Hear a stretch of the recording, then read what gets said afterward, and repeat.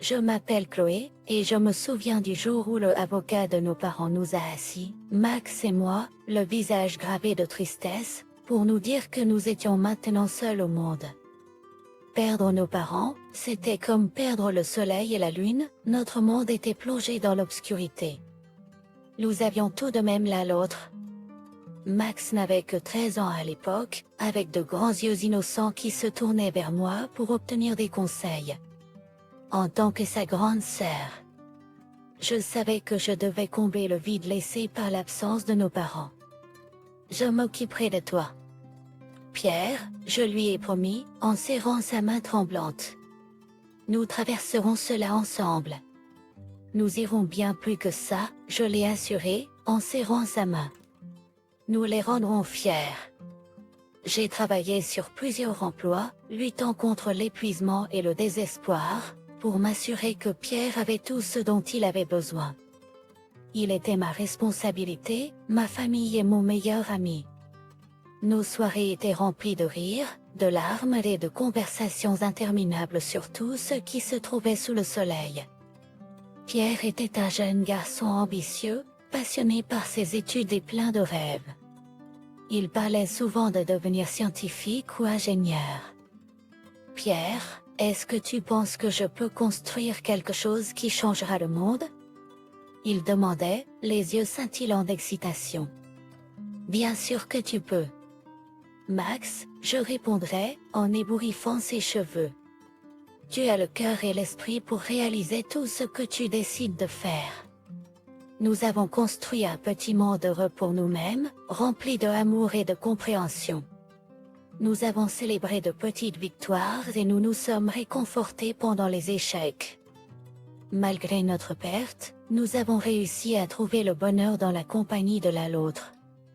Notre petit appartement est devenu un sanctuaire, un endroit rempli de souvenirs, de rires et d'un soutien sans fin. Des amis et des parents nous rendaient visite, s'émerveillant de notre résilience. Chloé, tu fais un travail incroyable avec Max, dirait-on ici, les yeux remplis d'admiration. Je ne fais que ce qui doit être fait, répondrai-je modestement, sachant que mon amour pour Max était la force motrice de tout ce que je faisais. Notre lien s'est renforcé chaque jour qui passait. Nous étions une équipe, faisant face aux défis du monde ensemble. Mais je ne savais pas que la force de notre relation serait testée, que l'amour et la confiance que nous avions construits feraient face à une tempête qui changerait tout. Notre histoire ne faisait que commencer, et j'étais inconsciente des tournants et des rebondissements qui nous attendaient. Mais dans ces premiers jours, tout ce qui comptait, c'était le sourire de Max, ses rêves et notre détermination partagée à faire de notre mieux dans notre situation. C'était notre monde, et je n'aurais rien échangé contre. L'anniversaire de Pierre à 18 ans était un tournant. Il était devenu un jeune homme fort et intelligent, et j'étais rempli de fierté. Les séances d'études tardives, les rêves partagés et les promesses d'un avenir radieux se sont concrétisés dans ce moment. J'avais réussi à économiser assez d'argent pour acheter une maison à Pierre, un endroit qu'il pourrait appeler son propre. C'était un symbole de son âge adulte, de son indépendance et de ma croyance inébranlable en lui. Trouver la maison parfaite a été un défi. J'ai passé des semaines à parcourir les annonces, à visiter des propriétés et à négocier avec des agents immobiliers. Pierre n'avait aucune idée de la surprise que je lui préparais. L'anticipation et l'excitation bouillonnaient en moi comme un secret bien gardé. Le jour où je lui ai remis les clés, je n'oublierai jamais le regard qu'il a eu. Pierre, est-ce que c'est vraiment à moi? Chloé? A-t-il demandé, sa voix tremblante d'incrédulité. C'est à toi, a répondu Pierre. Joyeux anniversaire. J'ai crié, l'enlaçant étroitement. Pierre, mais comment as-tu? Cela a dû coûter une fortune. A répondu. Je m'étais de côté depuis des années, mon petit frère. C'est pour toi, pour tout ce que tu as accompli, et pour la personne incroyable que tu es devenue, ai-je dit, les larmes me montant aux yeux. La maison elle-même était modeste mais pleine de potentiel. Elle avait 2 chambres, un salon confortable, un petit jardin, et surtout, c'était la maison de Pierre. Nous avons passé les semaines suivantes à peindre, à meubler et à la transformer en un foyer. Chaque coup de pinceau, chaque meuble était un témoignage de notre parcours et de notre amour partagé. Max, Chloé. Je veux que cette pièce soit bleue comme la mer, disait Max, les yeux brillants d'excitation. Moi, tout ce que tu veux. Max. C'est ton canevas, ta vie. Fais-en une toile aussi colorée que tu le souhaites, répondais-je, tout aussi pris par la joie de la création. Nous avons invité des amis et des membres de la famille pour une fête d'emménagement, et leurs éloges et félicitations ont rempli la maison de chaleur. Oncle John, vous avez fait quelque chose d'extraordinaire. Chloé, a dit Oncle John, en me donnant une tape dans le dos. Cette maison est plus que des briques et du mortier, c'est un symbole de votre amour et de vos sacrifices. Moi, je voulais juste donner une chance à Max de s'épanouir. Oncle John. Il mérite le monde, répondis-je, en regardant mon frère rire avec ses amis. Nos journées étaient remplies d'espoir, d'excitation et un sentiment d'accomplissement. Max a commencé à accepter sa nouvelle vie, faisant des projets et envisageant un avenir rempli de possibilités. Mais au fur et à mesure que la vie de Max commençait à se dérouler dans cette nouvelle maison, les dynamiques de notre relation ont subtilement commencé à changer. La maison, qui était censée être un phare de joie et de liberté, deviendrait finalement la scène de conflits inattendus et l'entrée d'une personne qui mettrait au défi la propre essence de notre relation. Pourtant, dans ces jours dorés de bonheur et de célébration, ces ombres restaient cachées, et nous nous réjouissions du triomphe d'un nouveau départ. Moi, en tant que jour se transformait en semaine. Pierre a commencé à s'installer dans sa nouvelle maison et dans sa nouvelle vie. Notre relation est restée forte, mais je pouvais sentir une nouvelle indépendance en lui. Il a commencé à sortir plus, à rencontrer de nouvelles personnes et à construire une vie par lui-même. Un jour, Pierre m'a appelé avec de l'excitation dans la voix. Pierre, Chloé. Je l'ai rencontrée. Son nom est Émilie, et elle est incroyable. Je veux que tu la rencontres. Mon cœur s'est gonflé de bonheur pour Pierre. Moi, c'est merveilleux. Pierre. Je ne peux pas attendre de la rencontrer. Nous avons organisé un dîner chez Pierre à sa nouvelle maison, et je me suis préparée à rencontrer la fille qui avait capturé le cœur de mon frère. Lorsque la porte s'est ouverte et que j'ai été accueillie par le sourire radieux d'Émilie, quelque chose en moi a hésité. C'était un sentiment que je ne pouvais pas vraiment placer, une ombre de doute qui planait à l'arrière de mon esprit. Mais je l'ai mis de côté et j'ai embrassé Émilie chaleureusement. Moi, c'est si agréable de te rencontrer enfin. Néné. J'ai exclamé. Moi, le plaisir est tout à moi. Chloé, a-t-elle répondu, sa voix douce mais avec une sous-tonalité que je ne pouvais pas tout à fait identifier. Nous nous sommes assis pour dîner, et la conversation a coulé facilement au début. Émilie était belle et charismatique, et elle savait certainement comment attirer l'attention. Émilie, alors. Chloé.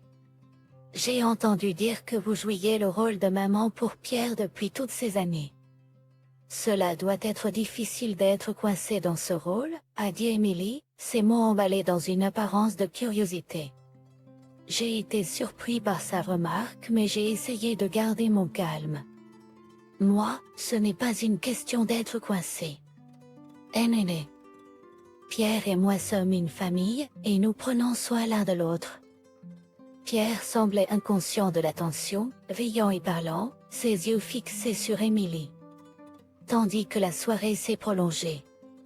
Les commentaires d'Émilie sont devenus plus pointus et condescendants. Elle a glissé des pics subtils sur mon travail, mon apparence, même ma relation avec Pierre. Émilie, Chloé, ne t'es-tu jamais lassée de tout contrôler dans la vie de Pierre?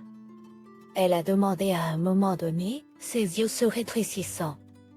Moi, je ne contrôle pas la vie de Pierre. Aîné. Je le soutiens, tout comme toute sœur le ferait, ai-je répondu, en essayant de cacher la douleur dans ma voix. Émilie, bien sûr. Je ne le voulais pas dire comme ça. Je pense simplement que Pierre doit grandir et prendre ses propres décisions, a-t-elle dit, sa voix imbibée de fausses inquiétudes. J'ai regardé Pierre, espérant un peu de soutien, mais il semblait d'accord avec Émilie. Pierre, Chloé. Émilie a raison.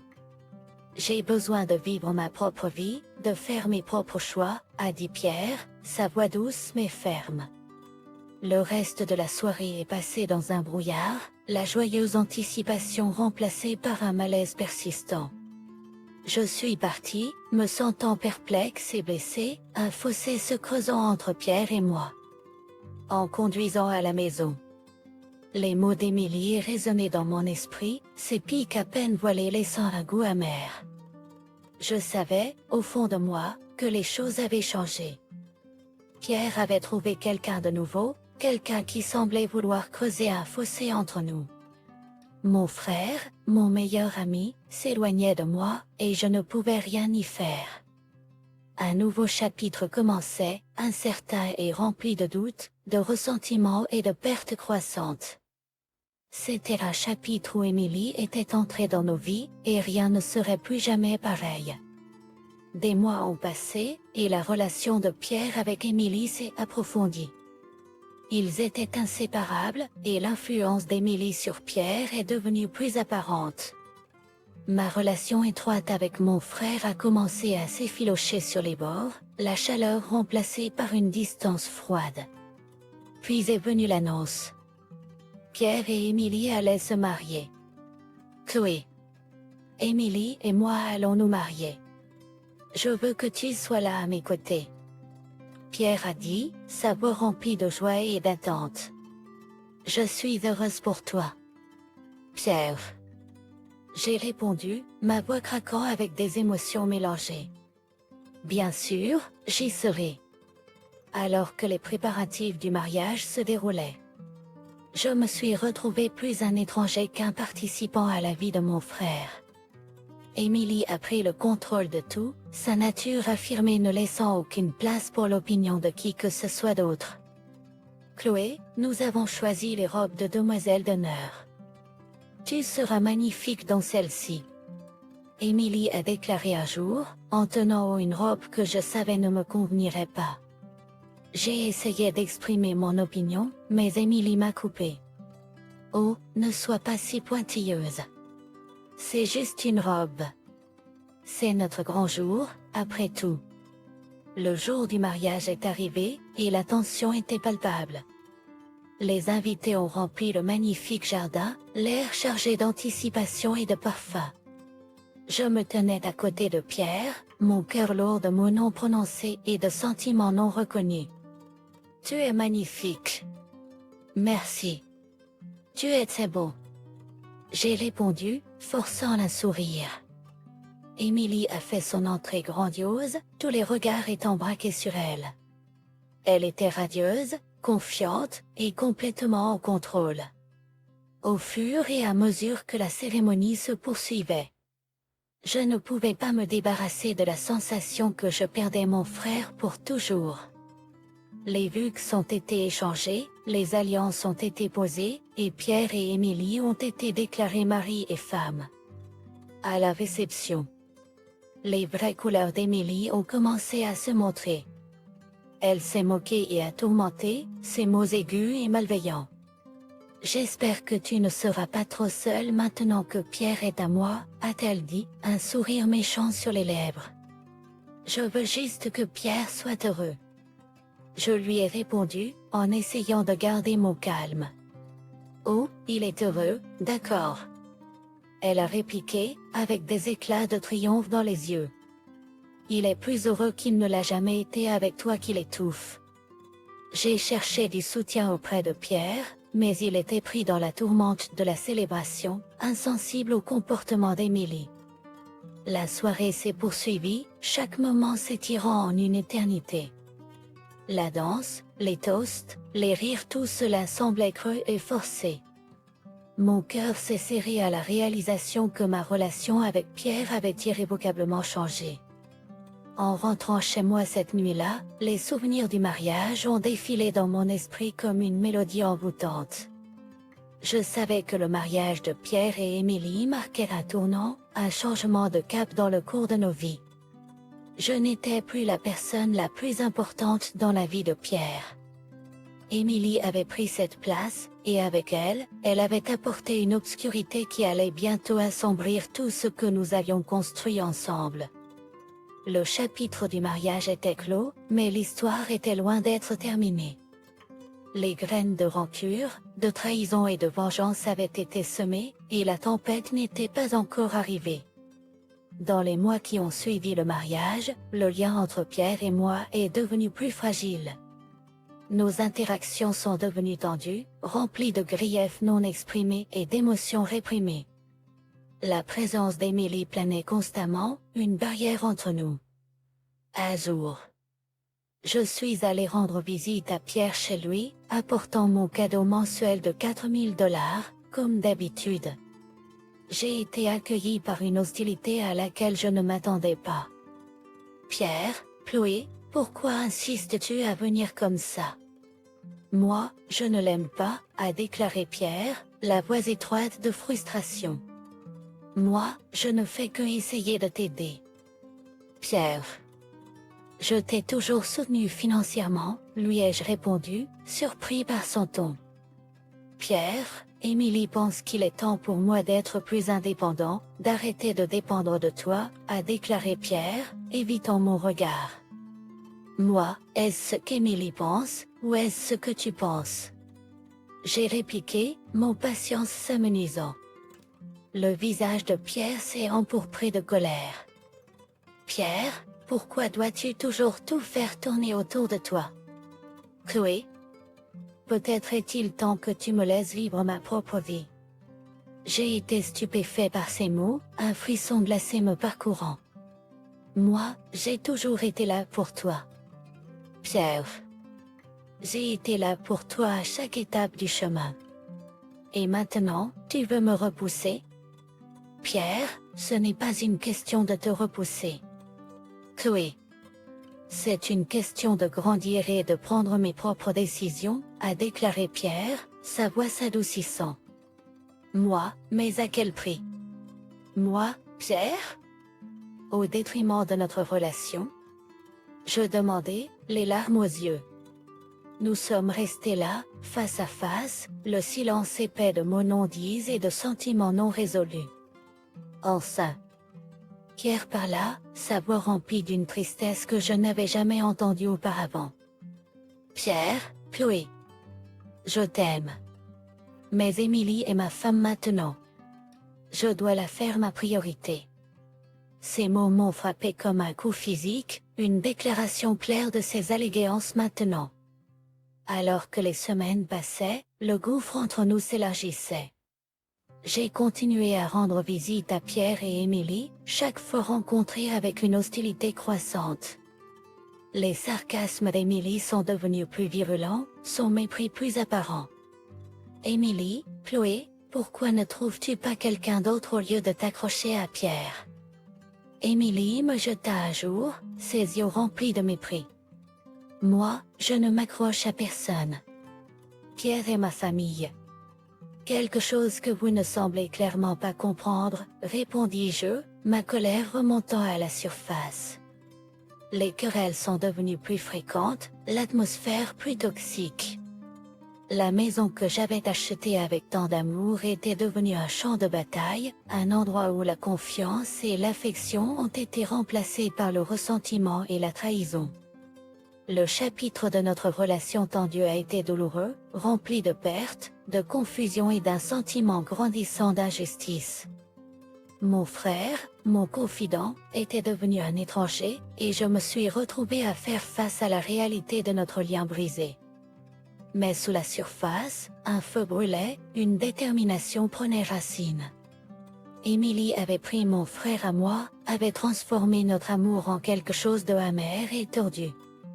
Je savais que l'heure de l'acceptation passive était révolue. L'heure de la revanche approchait. La tempête arrivait, et j'étais prête à l'affronter de front.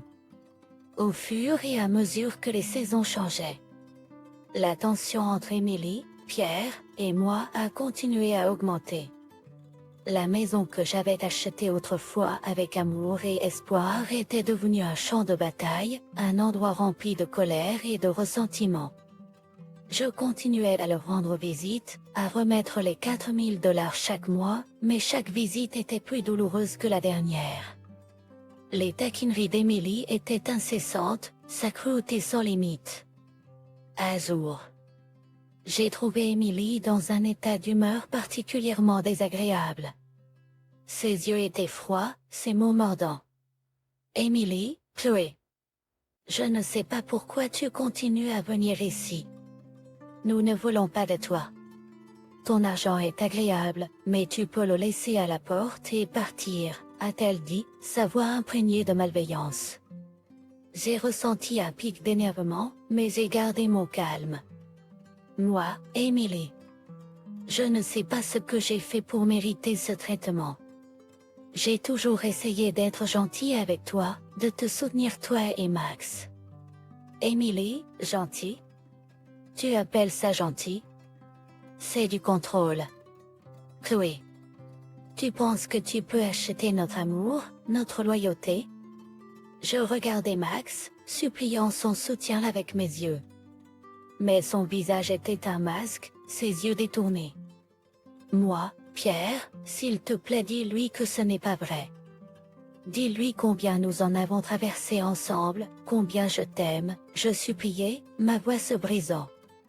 Le visage de Pierre était douloureux, sa voix hésitante. Pierre, Chloé, il est peut-être temps de laisser aller. Émilie a raison, nous devons vivre nos vies sans ton ingérence. La pièce tournoyait, ces mots me coupaient le cœur. Je l'avais perdu mon frère aux manipulations d'Émilie. Je n'ai jamais interféré. Pierre. J'ai bégayé, des larmes coulant sur mon visage. Ce qui est le mieux pour moi est ce que je décide. Chloé. Pas toi. Pas plus, a-t-il dit, sa voix ferme, définitive. Le rire d'Émilie était brutal, triomphant. Tu l'as entendu. Chloé. Maintenant, pars. Je suis restée là, mon cœur brisé, mon monde s'effondrant autour de moi. J'avais donné tout pour Max, avait sacrifié beaucoup pour son bonheur. J'espère que tu seras heureux. Max chuchotait je, ma voix remplie de défaite. J'espère que tu ne regretteras jamais cette chose. Avec ces mots, je me suis retournée et suis partie, mes pas lourds, mon âme écrasée. C'était le point de rupture. Le moment où je savais que les choses ne pourraient plus jamais être les mêmes. Émilie avait gagné, avait pris mon frère loin de moi et m'avait retourné contre moi. Mais elle avait aussi éveillé quelque chose en moi, quelque chose de féroce et déterminé. Je savais que je ne pouvais pas laisser ces actions sans réponse. L'heure des larmes était révolue. L'heure de la revanche était venue. En conduisant loin de la maison, un plan a commencé à se former dans mon esprit. Émilie m'avait tout enlevé, avait brisé mon cœur et ma confiance. Mais j'avais encore une chose qu'elle n'avait pas, les titres de propriété de la maison. Le droit légal de reprendre ce qui m'appartenait. La tempête se préparait, et j'étais prête à l'affronter. Émilie et Pierre paieront pour leur trahison. Ils apprendront que la revanche est un jeu auquel je suis prêt à jouer. Et je jouerai pour gagner. La semaine qui a suivi a été une de détermination et de préparation. J'ai cherché des conseils juridiques et rassemblé tous les documents nécessaires pour prouver ma propriété de la maison.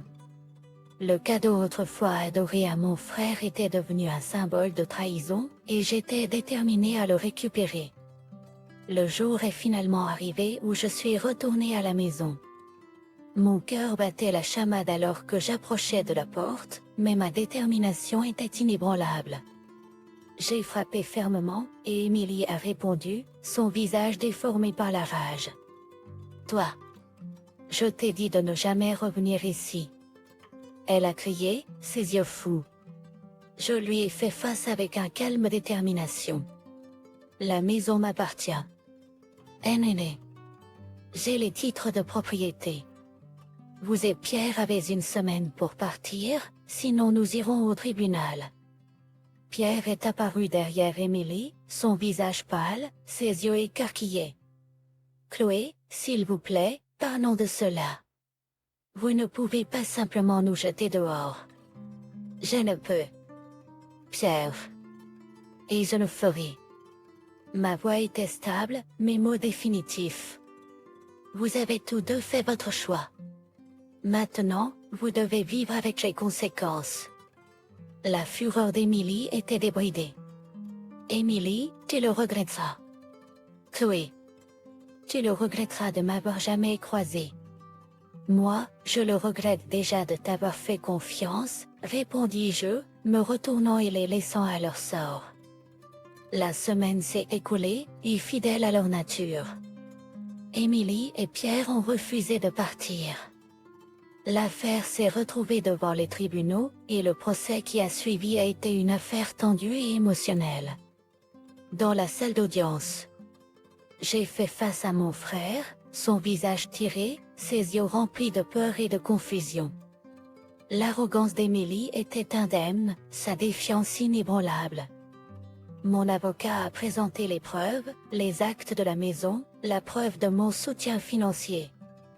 Les tentatives d'Émilie de se battre ont été vaines, ses mensonges se défaisant sous le contrôle. Avocat, votre honneur, il est clair que Madame Chloé est la propriétaire légitime de la maison. Elle l'a achetée avec son propre argent, et sa générosité a été accueillie avec trahison et mépris, a plaidé mon avocat, sa voix ferme. L'avocat d'Émilie a lutté pour contrer les preuves, ses arguments faibles et peu convaincants. Le verdict du juge était clair et sans équivoque. Juge, compte tenu des preuves présentées, je tranche en faveur de Madame Chloé. Monsieur Pierre et Madame Émilie sont tenus de quitter la maison et de payer 50 000 $ de compensation. La chute du marteau a été comme un coup de marteau sur la défiance d'Émilie, une note douce de justice à mes oreilles. J'ai regardé Pierre, cherchant un signe du frère que je connaissais autrefois. Son visage était un masque de défaite, ses yeux remplis de repentir. « Désolé ne change pas ce que tu as fait. » « Pierre, ai-je répondu, ma voix remplie d'une tristesse que je ne pouvais pas secouer. Et avec cela, je suis parti, ma vengeance accomplie, la justice faite. La maison était à moi à nouveau, mais c'était une victoire creuse. Ma relation avec mon frère était brisée, peut-être pour toujours. Le chapitre de la vengeance était clos, mais les blessures restaient, profondes et non guéries. L'influence d'Émilie avait fait des ravages, et je me retrouvais à ramasser les morceaux d'une famille brisée. Mais au milieu de la douleur, il y avait aussi de la force, une nouvelle résilience. J'avais fait face à moi-même, j'avais combattu le déni et l'injustice. La route à venir était incertaine, mais j'étais prêt à l'affronter, sachant que j'avais la force de supporter, le courage de me battre et la sagesse de passer à autre chose. L'histoire de Chloé, Pierre et Émilie était une histoire d'amour et de trahison, de générosité et d'avidité, de famille et de perte. C'était une histoire de choix et de conséquences, une leçon sur la puissance de la vengeance et le prix de la justice. À la fin, j'ai été victorieux, mais la victoire était amère. La maison était à moi, mais la famille était perdue. La vengeance était satisfaisante, mais la justice était froide. Et pourtant, je savais que j'avais fait ce que je devais faire. J'avais repris le contrôle de mon destin, j'avais récupéré ce qui était à moi. Et en le faisant, J'avais découvert une force que je ne savais pas que j'avais, une détermination à vivre ma vie à mes propres conditions. Pour cela, j'étais reconnaissant. Pour cela, j'étais fort. Pour cela, j'étais libre.